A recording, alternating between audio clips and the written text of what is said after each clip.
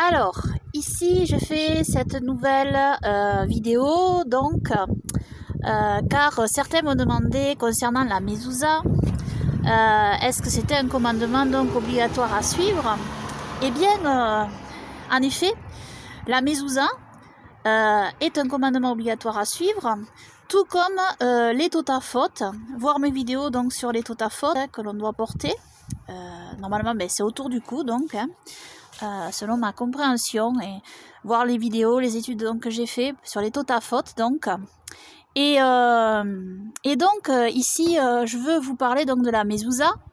Alors il faut savoir que les mezouzotes rabbiniques sont enfermées en fait dans un tube avec la lettre Shin qui représente Elohim en fait, cette lettre, selon la tradition juive.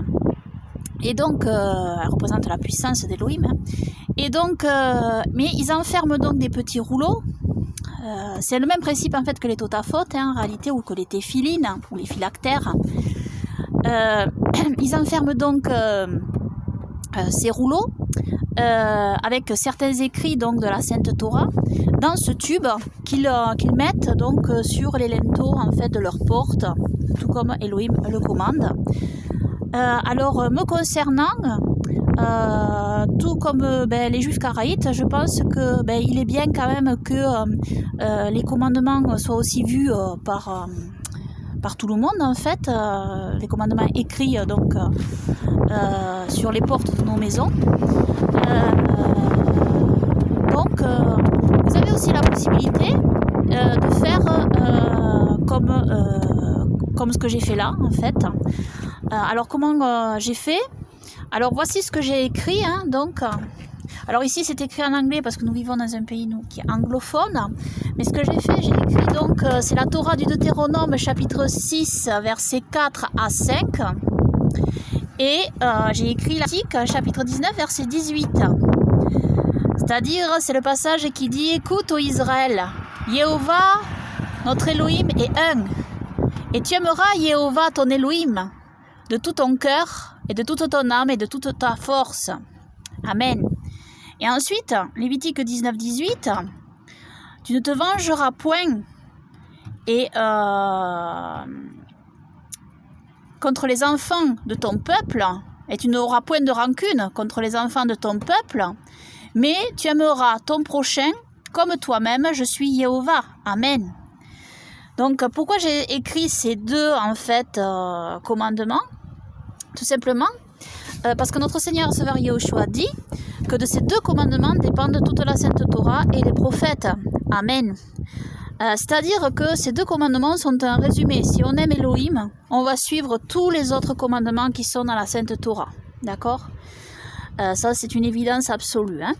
Et ensuite, bien sûr, il faut aussi aimer son prochain, comme soi-même, c'est-à-dire que tous les autres commandements qui sont écrits dans la Sainte Torah sont autour aussi de ce que l'on doit en fait à notre prochain. Tout ça c'est un résumé en fait de toute la Sainte Torah et de tous les prophètes. Donc pour ma part, avec ces deux versets en fait, on a donc le résumé de toute la Sainte Torah et des saints prophètes écrits sur les portes de nos maisons.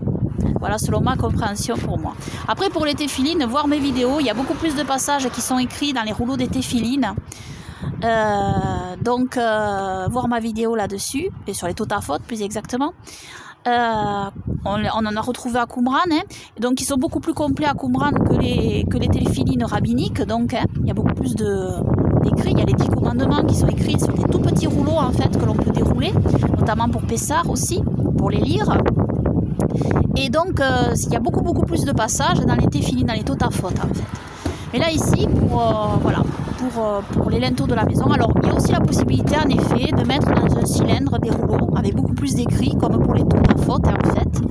Il y a aussi cette possibilité là. Pour ma part, moi, ma mezouza. Donc, alors comment j'ai procédé? Bon, cette porte là elle est métallique, c'est notre porte d'entrée, elle est en métal. Donc ce qu'il y a, c'est que on avait acheté une plaque métallique C'était un phare qui était dessiné dessus tout simplement, qui était peint sur cette plaque métallique. On a trouvé cette plaque, j'ai trouvé intéressante donc pour faire la mezouza. Alors en fond, ce que j'ai fait, c'est que j'ai repeint par-dessus avec une couche de peinture. Et puis j'ai fait des décorations d'abord, voilà. J'ai fait des fleurs, donc j'ai mis en fait, je sais pas si vous voyez bien là, oui, j'ai mis le sceau messianique en fait avec le chandelier, l'étoile de David et le poisson. Donc, vraiment le sceau messianique avec écrit dans les flammes Yeshua en hébreu ici. Voilà. Alors je tiens à dire que dans le texte hébreu que j'ai recopié, ici j'ai mis le saint nom de Yahweh notre Elohim en ancien hébreu. Ou Yahweh, voilà, dans les deux textes ici. Et ensuite, oui, par-dessus ce décor que j'ai fait, eh bien, j'ai tracé des lignes au crayon, à papier, et puis j'ai recopié les lettres hébraïques. Alors, ce que j'avais fait, c'est que j'avais trempé un stylo de pointe fine, et je l'avais trempé dans la peinture noire après, pour vraiment faire les lettres hébraïques, comme vous voyez là. Et donc voilà, après je l'ai laissé sécher. Alors au départ, j'avais pas fait comme ça, parce que là je l'ai refaite. Là en fait, j'avais mis du vernis marin. Mais moi je conseille pas, parce que bon, voilà, après ça craquait, enfin ça allait pas du tout quoi. Donc j'ai refait, et puis après j'ai mis sans vernis, et avec la peinture acrylique, enfin voilà, ça tient très bien en extérieur, je dois le dire. C'est beaucoup mieux, parce que si vous mettez du vernis, ce qui risque d'arriver, le vernis il va craquer au bout d'un moment avec les intempéries, tout ça, et ça sera pas très joli, ça craquelle. Et donc, tandis que sans vernis, ça tient beaucoup mieux. Et ici, il y a des intempéries. Hein. Donc, il pleut, il vente, il neige. Et vous voyez, elle n'est pas quand même... alors, ça a rouillé un petit peu. Vous voyez, voilà, il y a de la rouille un peu parce que c'est du fer, en fait. C'est du métal. Donc, mais voilà, ça rend bien. Alors, comment je l'ai plaqué, en fait? Mais comme la porte est en fer, tout simplement, comme vous allez le voir, c'est une plaque, donc... Voilà. Simplement, j'ai mis des petits aimants tout le long, vous voyez. Et ensuite, il n'y a plus qu'à mettre la plaque, ensuite, voilà, tout simplement, sur les aimants. Voilà, et ça tient très très très bien, voilà. Bon là, il y a un aimant qui s'est mis en plus là, attendez. Voilà. Enfin, je l'arrangerai après parce que là, je peux pas. Donc voilà, voilà pour notre mezouza. Alors ça vous donne une idée un peu de ce que vous pouvez faire, hein, ce que vous pouvez réaliser vous-même en fait, sans avoir besoin d'acheter une mezouza rabbinique. Hein. Vous pouvez la créer vous-même. Hein. Alors il y en a qui le font aussi sur papier et qui plastifient en fait. Hein. C'est une idée aussi. Hein. Vous pouvez faire donc, vous pouvez écrire donc ces versets de la Sainte Torah en rapport en fait avec la mezouza. Vous pouvez aussi, oui, écrire des textes plus longs, alors parce qu'il faut savoir que la mezouza, le texte de la mezouza, en fait, est lié avec les textes des Totafot. Le commandement des Totafot, c'est dans le même passage. Donc, vous pouvez écrire donc les mêmes passages que les Totafot, en fait. Enfin, certaines, du moins, parce que je ne sais pas si ça rentrera, si tout rentrera, en fait, sur la porte. Enfin, vous pouvez en mettre plusieurs, hein, si vous voulez. Hein. En fait, rien ne vous interdit, en fait, de faire plusieurs passages de ce côté, de ce côté. Et puis de les placarder sur plusieurs plaques métalliques en fait. Hein. Donc voilà. Et puis vous pouvez aussi, oui, comme j'ai dit, mettre sur papier, le faire plastifier et puis après le coller avec du scotch. Alors par contre avec le scotch, avec les intempéries, je sais pas si vous vivez dans un pays, enfin un climat où il y a beaucoup de vent, de pluie, tout ça, je sais pas si avec le scotch ça tiendra à la longue, c'est ça le problème. Donc voilà. Après, si là c'est en bois ici, si vous pouvez clouter aussi en fait, vous pouvez faire plus fin ici puis clouter parce que c'est les linteaux ici. Enfin vous voyez quoi. Enfin nous on préfère pas clouter là ici parce que bon. Pour faire pas abîmer donc le bois, hein, on est locataire donc voilà, c'est mieux pour nous de ne pas esquinter du tout.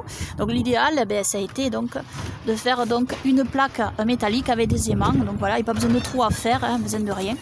Et le mieux, bien sûr, c'est que votre mezouza soit à l'extérieur en fait de votre maison, hein, tout simplement. Alors j'en ai fait une aussi à l'intérieur de notre maison, sur la porte de notre cuisine, en fait, juste avec ce verset-là, hein, en français. Voilà. À l'époque, j'avais fait que ce verset. Après, pour l'extérieur, bon, mais voilà, j'ai mis les 2 versets. Donc, c'est un témoignage quand les gens arrivent, hein, mais ils lisent en fait, ils peuvent lire en fait, c'est pas enfermé. Et ils peuvent voir donc ce témoignage devant notre porte. Donc voilà, il faut faire preuve aussi d'inventivité. Voilà, ce qui compte en fait, c'est de mettre les passages de la Sainte Torah, donc relatifs évidemment à la mezouza. Hein. Vous pouvez prendre ces passages. Alors pour savoir quels passages sont relatifs à la mezouza, hein, regardez ma vidéo que je vais mettre dans la description et mon étude écrite que je vais mettre dans la description de cette vidéo, hein, et vous pourrez voir tous les passages relatifs au Totafot. Et donc tous ces passages, ils sont relatifs aussi bien sûr à la mezouza en réalité. Donc bien sûr, tout ça c'est l'extériorité, bien évidemment, hein, ce sont des commandements à suivre, mais bien évidemment, il faut que cette parole-là soit à l'intérieur avant tout de notre cœur. Comme a dit notre Seigneur et Sauveur Yahushua, lavez d'abord l'intérieur de la coupe afin que l'extérieur soit pur, hein, aussi. C'est-à-dire, il faut d'abord laver l'intérieur avant de laver l'extérieur, et l'extérieur sera pur après. C'est pas juste un apparat, hein. Faut pas faire juste l'extériorité, mais il faut que l'intérieur soit changé, transformé. Ça, c'est extrêmement important. Par l'Esprit Saint d'Elohim et de notre Seigneur Sauveur Yeshua. Amen. Donc, voilà ce que je pouvais vous dire. Que toute la gloire, les honneurs, l'adoration et les remerciements et les louanges reviennent seulement à Yahweh, Yehovah, notre Elohim, notre Roi, et à notre Seigneur et Sauveur Yahushua, notre Elohim, notre Roi, pour toujours, et que son règne glorieux vienne, et que nous demeurions dans la sanctification et dans sa paix parfaite, et dans sa sécurité parfaite jusqu'à la fin. Amen. Amen.